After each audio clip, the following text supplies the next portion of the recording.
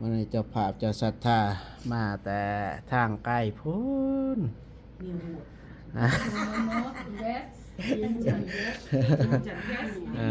ก็อนุโมทนาเด้อเจ้าภาพทุกท่านทุกคนมันนี้ก็ให้เป็นบุญเป็นกุศล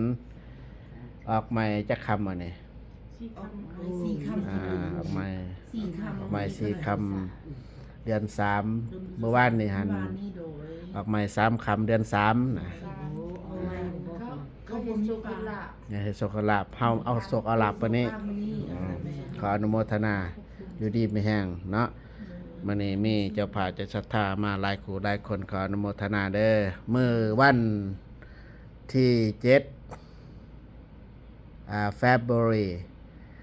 ไม่ออกยังอยู่บ่ผู้ใดยังอยู่วันที่7February บุญมาฆบูชานิมนต์ครูบามีครูบาแก้วกะหรี่องค์หนึ่ง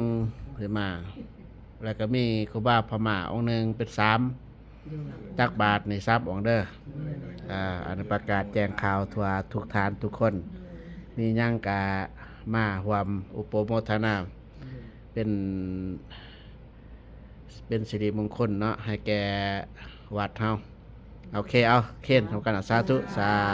ธุสาธุสาธุอนุโมทามิ